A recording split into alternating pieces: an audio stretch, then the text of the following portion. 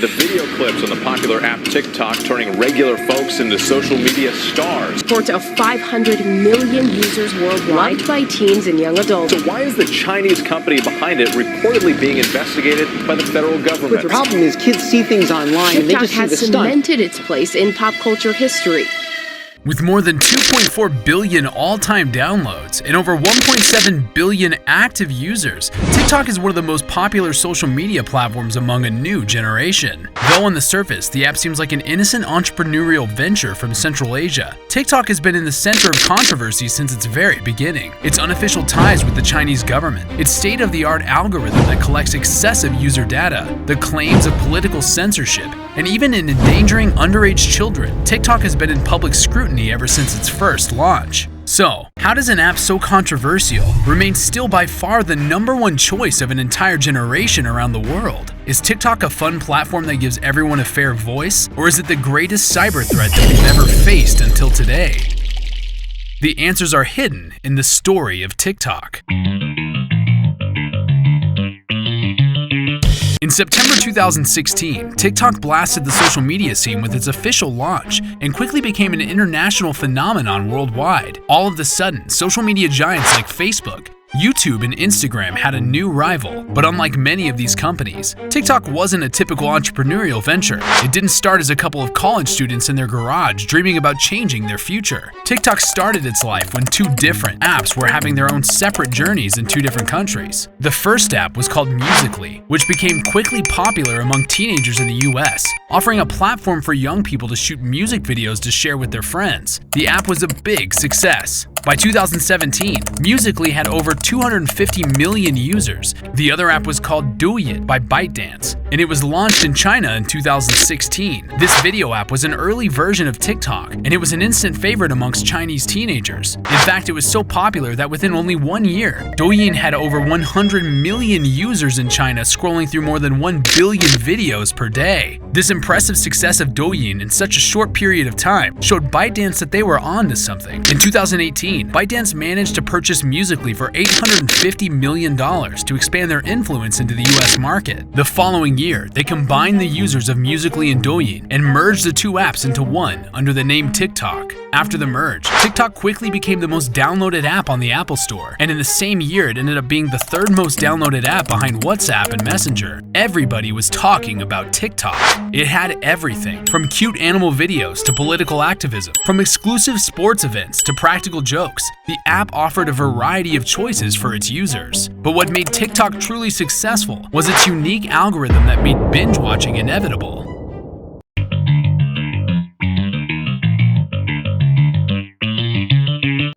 I spent between 7 to 8 hours. You just keep on scrolling, like you just lose track of time whilst you're on there. What effect does that have on the rest of your life? You open this app, you start swiping, and before you know it, 3 hours of your life is gone and you've achieved basically nothing. I'm addicted to TikTok now. I've just downloaded it myself and I can't take my eyes off the videos.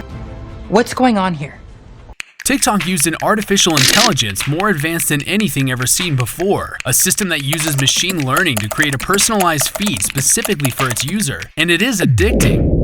Unlike any other apps like Instagram, displaying photos of people that you follow, TikTok works with recommendations, and it's designed to figure out what you like. As soon as you open the app, you're hit with an infinite number of viewing experiences that you never consciously chose to. From then on, every move, every click teaches the algorithm about your behavior and choice patterns. You keep feeding information to the algorithm about the type of person that you are, and in time, the algorithm becomes so smart that it figures out your every move, likes and dislikes. Yeah, see, this is where it gets tricky.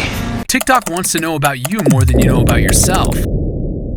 Okay, has anyone else noticed that your For You page has been a little too accurate lately? It hasn't been things that I'll Google or I talk about. It's been thoughts. TikTok knows everything about us. And in order to do that, as soon as you sign up, the app starts collecting data to find out everything about you, location, age, gender, and it does not stop there either. TikTok collects your biometric data. In 2021, after a privacy policy change in the company, TikTok revealed that the app may or may not be collecting biometric identifiers from its users. In a of course, it also may or may not be sharing this data with third parties, subsidiaries, or parent companies, etc. This meant that every time you sign in or create a video or use a filter on TikTok, even while not using the app, from your photos saved on the albums, the app can access information and use its artificial intelligence to create a profile on you. It just sounded insane.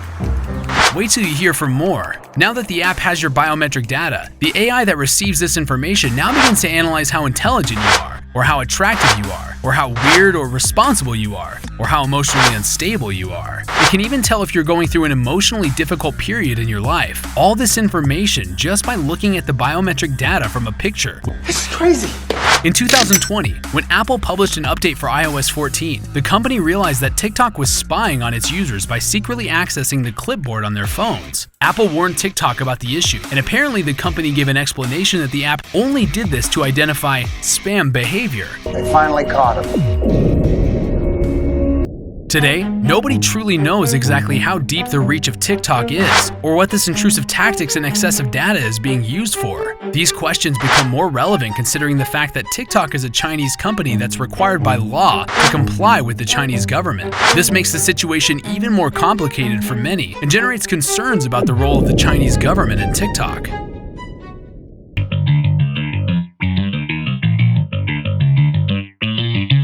China has been a growing economic power for more than 2 decades, and it's been increasing its influence accordingly over its borders. In recent years, President Xi Jinping has gained a strong foothold not only in Asia, but all across Africa and the Middle East. And now the next frontier for China was to gain an influence in the global culture. That is why the Chinese president is making great efforts to grow China's cultural power, to give the world a comprehensive Chinese narrative to better communicate its message.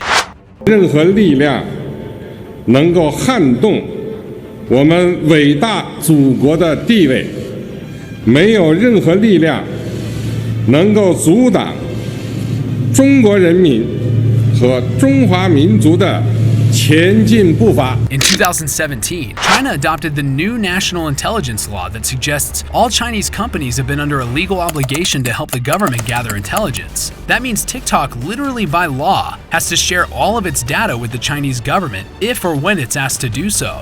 And we also know that under Chinese law, TikTok, ByteDance, the parent, is required to share data with the Chinese Communist Party. Required to under Chinese law. That's not a matter of speculation. That's in the law. And it is required under Chinese law to share user data with Beijing.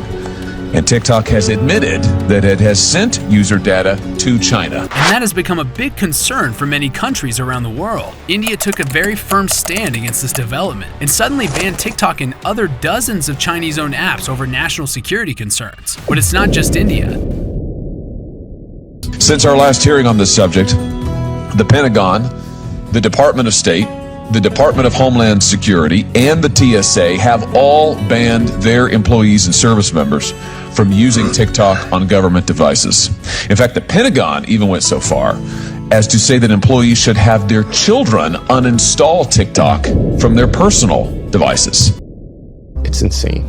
Moreover, the same national intelligence law that suggested that all Chinese companies are required to help gather intelligence for the government, that same law also paved way for the government to ban any content on TikTok that had the possibility to harm Chinese national identity.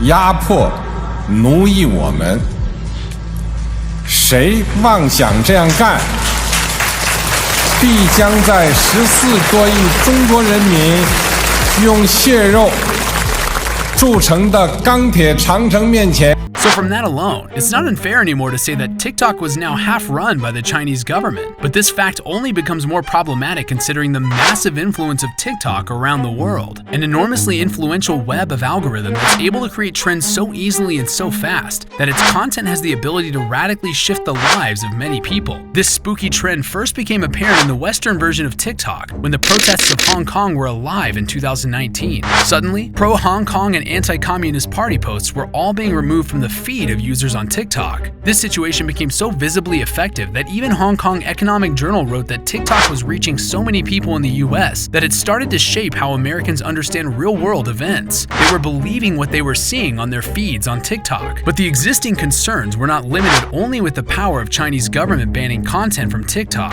Now it was also more about purposefully promoting selected content to Western demographics.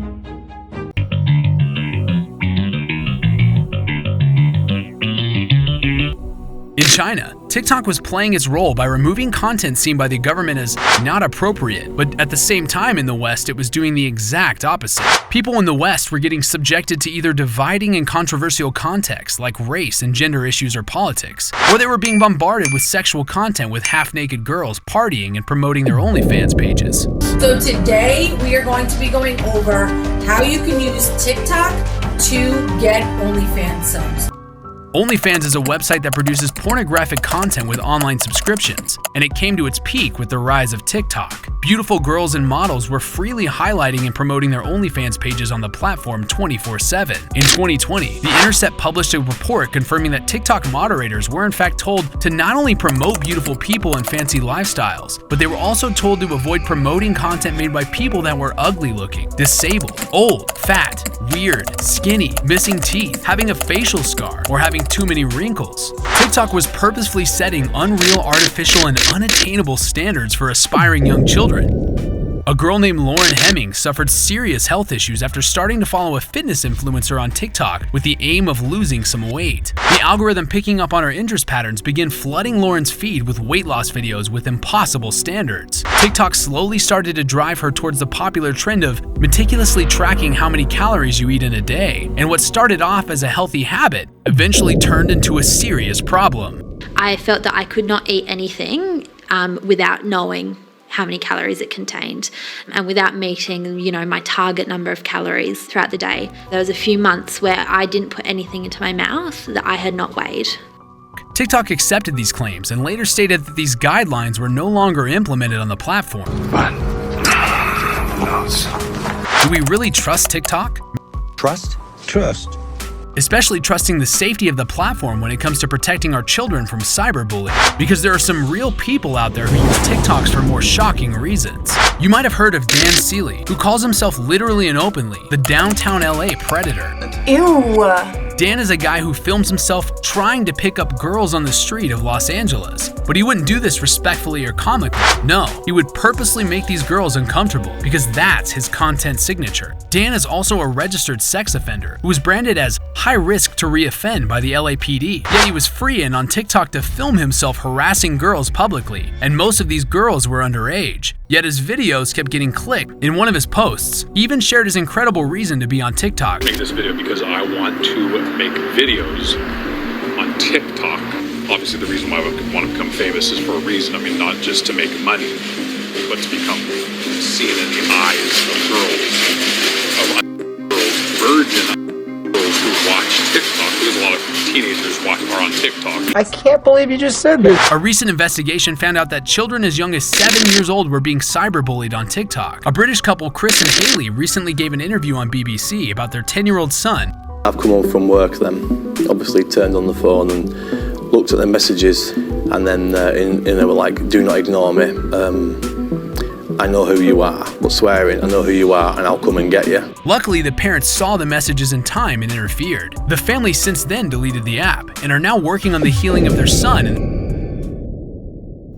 Today, an average person is spending 2.5 hours of every day on social media. This is more time than eating and drinking combined. This means that social media has become something so much larger than a simple hobby anymore. It became an essential part of our lives. Every day we use these apps, and algorithms learn more and more about us. And in return, they shape these social media platforms accordingly. That's why companies, governments, and individuals spend so much time, money, and effort to be influential in this new marketplace. Because social media has now become the battlefield where the true power lies. Because the people who control these algorithms are also the same people rewiring our brains and our choices. These apps are so effective that they can influence our decision-making processes. The day is coming when the politicians realize that these social media platforms are picking the next president, the next congressman. They're literally picking. But these were all things we've been told about Facebook and YouTube or Instagram. Therefore, the only new issue with TikTok isn't the fact that they're intrusive or influential, or powerful or evil. The only problem with it is, for the first time in a long time, the most influential company in the world is not from the West, but from China. This means we don't know anything about them. What are they going to do with all this data? Are they going to use it to destroy the West? Are they going to poison our children with dopamine releasing cheap content until they become fully stupid? Should we protect our children from TikTok? Is TikTok the greatest threat we've ever faced? No, I don't think so. The truth is, TikTok has no power on its own, so it's neither good nor evil. TikTok is just a tool. It's only popular because as users, we choose to use it. It's so easy to hold down on the screen and simply uninstall the app. We just need to choose, and hopefully,